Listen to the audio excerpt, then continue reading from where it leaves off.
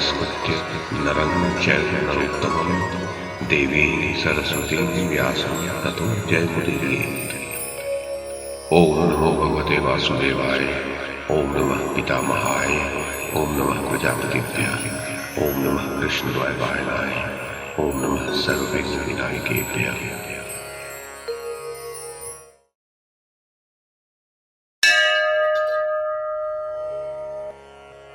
वैशंपायन जी कहते हैं, जन्मेजय, लोमश मुनि ने कहा, युधिष्ठिर, यह मधुबिला नदी दिखाई दे रही है।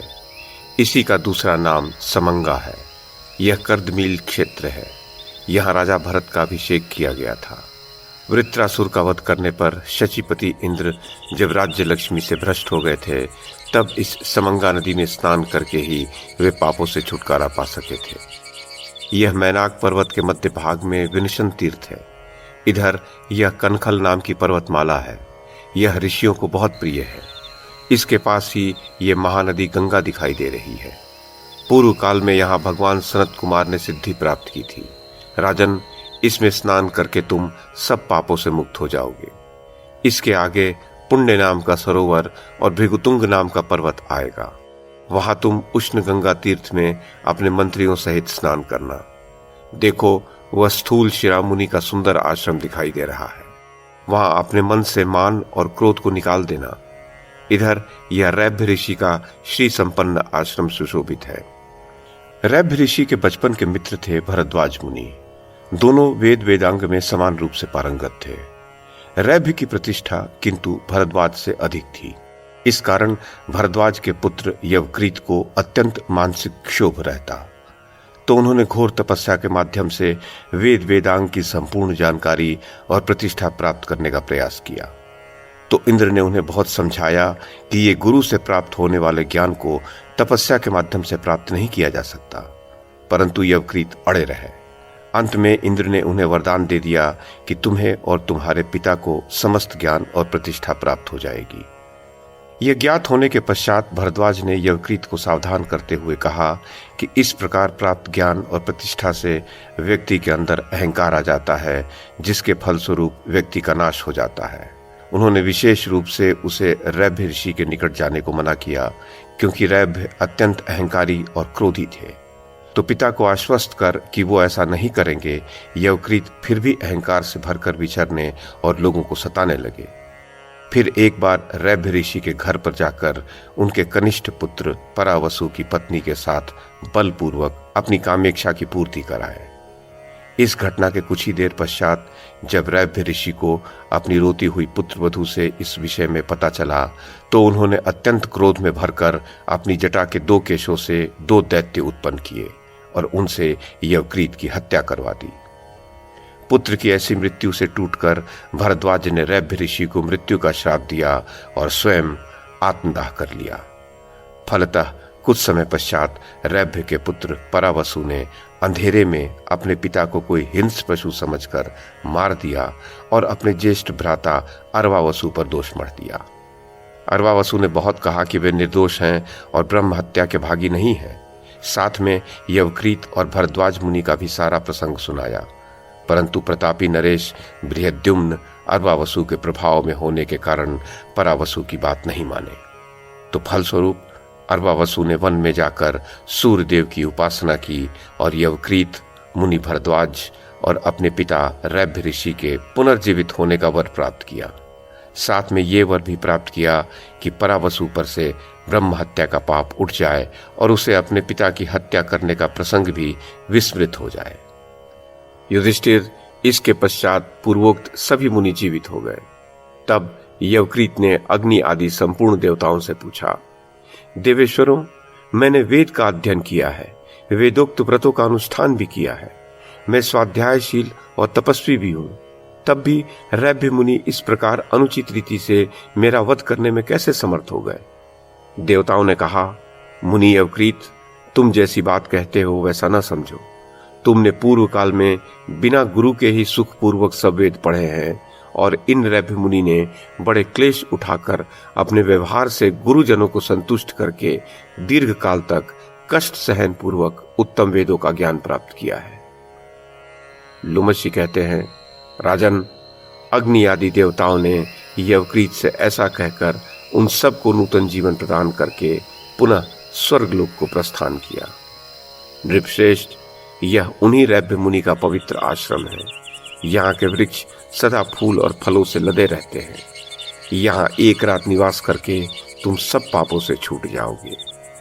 राजन, तुम उशीर बीज, मैनाक, श्वेत और काल नाम के पर्वतों को लांघकर आगे निकल आए हो। यहाँ 7 प्रकार से बहती हुई श्री भागीरथी सुशोभित है। यह बड़ा ही निर्मल और पवित्र स्थान है। यहाँ अग्नि सर्वदा ही प्रज्वलित रहती है। अब यह स्थान मनुष्य को दिखाई नहीं देता। तुम धैर्य पूर्वक समाधि प्राप्त करो, तब इन तीर्थों का दर्शन कर सकोगे। अब हम मंदराचल पर्वत पर चलेंगे। वहां मणिभद्र नाम का यक्ष और यक्षराज कुबेर रहते हैं। राजन, उस पर्वत पर 88 सहस्त्र गंधर्व और किन्नर तथा उनसे 4 गुने यक्ष अनेक प्रकार के शस्त्र धारण किए यक्षराज मणिभद्र की सेवा में उपस्थित रहते हैं। वे नाना प्रकार का रूप धारण कर लेते हैं। वहां उनका प्रभाव है। गति में तो वे साक्षात वायु के समान हैं। उन बलवान यक्ष और राक्षसों से सुरक्षित रहने के कारण वे पर्वत बड़े दुर्गम हैं, इसलिए वहां तुम बहुत सावधान रहना। वहां हमें कुबेर के साथी, जो मैत्र नाम के भयानक राक्षस हैं, उनसे सामना करना पड़ेगा। राजन, कैलाश पर्वत 6 योजन ऊंचा है। उस पर्वत पर देवता आया करते हैं और उसी पर बद्रिकाश्रम नाम का तीर्थ भी है। अतः तुम मेरी तपस्या और भीमसेन के बल से सुरक्षित होकर उस तीर्थ में स्नान करो। देवी गंगे, मैं कांचनमय पर्वत से उतरती हुई आपकी कलकल ध्वनि सुन रहा हूं। आप इन नरेंद्र युधिष्ठिर की रक्षा करें। इस प्रकार गंगा जी से प्रार्थना करके लोमश जी ने युधिष्ठिर को सावधान होकर आगे बढ़ने का आदेश दिया। तब महाराज युधिष्ठिर ने अपने भाइयों से कहा, भाइयों, महर्षि लोमश जी इस देश को अत्यंत भयंकर मानते हैं, इसलिए तुम लोग द्रौपदी की संभाल रखो, इसमें प्रमाद न हो। यहाँ मन, वाणी और शरीर से भी बहुत पवित्र रहना। भीमसेन, मुनिवर ने कैलाश के विषय में जो बात कही है वह तुमने भी सुनी ही है। अब तनिक विचार लो, इस पर द्रौपदी कैसे बढ़ेगी। नहीं तो एक काम करो सहदेव, भगवान धौम्य रसोइयों, पुरवासियों, रथ, अश्वों, नौकर चाकरों और रास्ते का कष्ट न सह सकने वाले ब्राह्मणों को लेकर तुम लौट जाओ। मैं, नकुल और भगवान लोमश जी 3 ही अल्पाहार का नियम रखते हुए इस पर्वत पर चढ़ेंगे। मेरे लौटकर आने तक तुम सावधानी से हरिद्वार में रहो और जब तक मैं न आऊं द्रौपदी की भली भांति देखरेख करते रहो। इस पर भीमसेन ने कहा, राजन, उस पर्वत पर राक्षसों की भरमार है। यो भी वह बड़ा ही दुर्गम और बीहड़ है। सौभाग्यवती द्रौपदी भी आपके बिना लौटना नहीं चाहती। इसी प्रकार यह सहदेव भी सदा आपके पीछे ही रहना चाहता है। मैं इसके मन की बात भली भांति जानता हूं। यह भी कभी नहीं लौटेगा। इसके सिवा सभी लोग अर्जुन को देखने के लिए बहुत उत्सुक हो रहे हैं, इसलिए सब आपके साथ ही चलेंगे। यदि अनेक गुहाओं के कारण उस पर्वत पर रथों से यात्रा करना संभव न हुआ तो हम पैदल ही चलेंगे। और आप चिंता न करें, जहां जहां द्रौपदी न चल सकेगी वहां वहां मैं इसे कंधे पर चढ़ा कर ले चलूंगा। ये माद्री कुमार नकुल और सहदेव भी सुकुमार ही हैं। जहां कहीं दुर्गम स्थानों में इन्हें चलने की शक्ति न होगी वहां मैं इन्हें भी पार लगा दूंगा। ये सुनकर युधिष्ठिर ने कहा, तुम यशस्विनी पांचाली और नकुल तथा सहदेव को भी ले चलने का साहस दिखा रहे हो, ये बड़ी प्रसन्नता की बात है। किसी दूसरे से ऐसी आशा नहीं की जा सकती। भैया, तुम्हारा कल्याण हो और तुम्हारे बल, धर्म और सुयश की वृद्धि हो। फिर द्रौपदी ने भी हंसकर कहा, राजन, मैं आपके साथ ही चलूंगी, आप मेरे लिए चिंता न करें। जन्मेजय, लोमश जी ने कहा, कुंती नंदन, गंधमादन पर्वत पर तप के प्रभाव से ही चढ़ा जा सकता है, इसलिए हम सभी को तपस्या करनी चाहिए। तप के द्वारा ही हम, तुम तथा नकुल, सहदेव और भीमसेन अर्जुन को देख सकेंगे।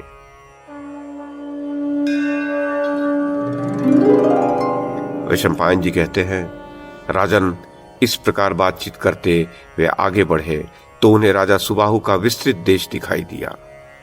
वहां गज और अश्वों की बहुतायत थी तथा सैकड़ों किरात, तंगन और पुलिंद जाति के लोग रहते थे। जब पुलिंद देश के राजा को यह पता चला कि उसके देश में पांडव लोग आए हैं तो उसने बड़े प्रेम से उनका सत्कार किया। उससे पूजित होकर पांडव बड़े आनंद से उसके यहाँ रहे। दूसरे दिन सूर्योदय होने पर उन्होंने हिम मंडित पर्वतों की ओर प्रस्थान किया। उन्होंने इंद्रसेन आदि सेवकों को, रसोइयों को तथा द्रौपदी के सारे सामान को पुलिंदराज के यहाँ छोड़ दिया और फिर पैदल ही आगे बढ़े।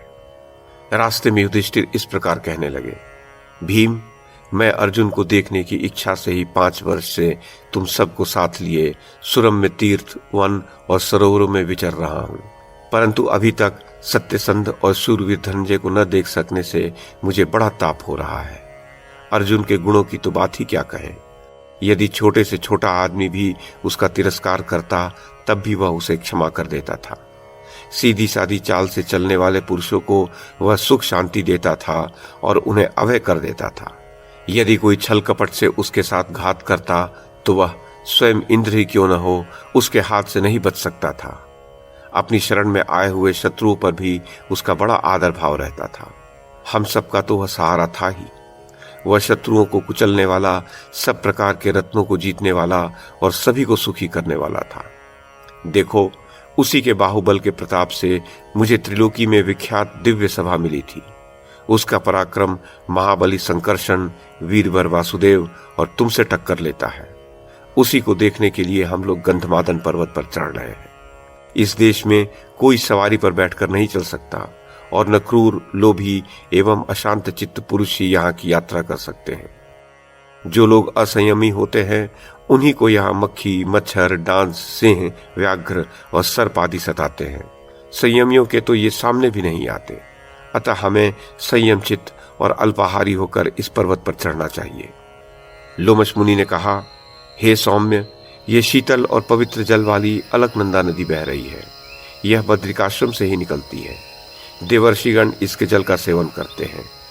आकाशचारी वालखिल्यगण और गंधर्वगण भी इसके तट पर आते रहते हैं। यहाँ मरीचि, पुलह, भृगु और अंगिरा आदि मुनिगण शुद्ध स्वर से सामगान किया करते हैं। गंगा द्वार में भगवान शंकर ने इसी नदी का जल अपनी जटाओं में धारण किया था। तुम सब विशुद्ध भाव से इस भगवती भागीरथी के पास जाकर प्रणाम करो। जन्मेजय, महामुनि लोमश की यह बात सुनकर पांडवों ने अलकनंदा के पास जाकर प्रणाम किया और फिर बड़े आनंद से समस्त ऋषियों सहित चलने लगे। लोमश जी ने कहा, सामने जो यह कैलाश पर्वत के शिखर के समान सफेद सफेद पहाड़ सा दिखाई दे रहा है, वह नरकासुर की हड्डियां हैं। पूर्व काल में देवराज इंद्र का हित करने के लिए इसी स्थान पर भगवान विष्णु ने उस दैत्य का वध किया था। उस दैत्य ने 10 सहस्त्र वर्ष तक कठोर तपस्या करके इंद्रासन लेना चाहा। अपने तपोबल और बाहुबल के कारण वह देवताओं के लिए अजेय हो गया था और उन्हें सदा ही तंग करता रहता था। इससे इंद्र को बड़ी घबराहट हुई और वे मन ही मन भगवान विष्णु का चिंतन करने लगे। भगवान ने प्रसन्न होकर दर्शन दिए। तब सभी देवता और ऋषियों ने उनकी स्तुति की और अपना सारा कष्ट सुना दिया। इस पर भगवान ने कहा, देवराज, तुम्हें नरकासुर से भय है, ये मैं जानता हूं, और ये बात भी मुझसे नहीं छिपी है कि वह अपने तप के प्रभाव से तुम्हारा स्थान छीनना चाहता है। किंतु तुम निश्चिंत रहो, वह तपस्या से भले ही सिद्ध हो गया हो, तब भी मैं शीघ्र ही उसे मार डालूंगा। देवराज से ऐसा कहकर उन्होंने एक ही तमाचे से उसके प्राण ले लिए और वह चोट खाए हुए पर्वत के समान पृथ्वी पर गिर पड़ा।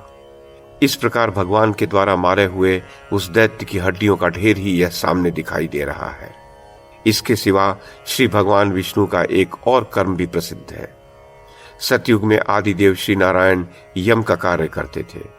उस समय मृत्यु न होने के कारण सभी प्राणी बहुत बढ़ गए थे।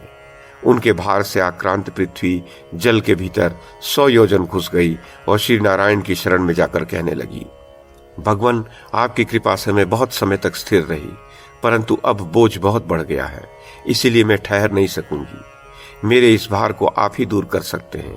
मैं शरणागता हूं, आप मुझ पर कृपा कीजिए। महाराज, पृथ्वी के ये वचन सुनकर श्री भगवान ने कहा, पृथ्वी, तू भार से पीड़ित है, ये ठीक है, किंतु भय की कोई बात नहीं है। मैं अब ऐसा उपाय करूंगा जिससे तू हल्की हो जाएगी। ऐसा कहकर भगवान ने पृथ्वी को विदा कर दिया और स्वयं एक सींग वाले वराह का रूप धारण किया। फिर उसी एक सींग पर रखकर 100 योजन नीचे से जल के ऊपर भूमि को बाहर ले आए।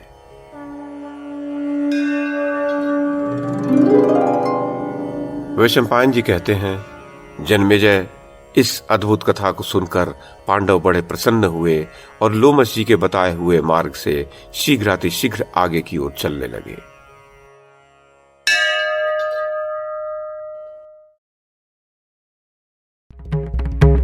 YouTube के माध्यम से महाभारत की कथा को एक श्रृंखला के रूप में प्रस्तुत करने का हमारा ये प्रयास यदि आपको सराहनीय लगा हो तो कृपया इस कड़ी को लाइक और शेयर करें, चैनल को सब्सक्राइब करें और बेल आइकन को दबाएं। साथ में अन्य लोगों को भी देखने के लिए प्रेरित करें। धन्यवाद और नमस्कार।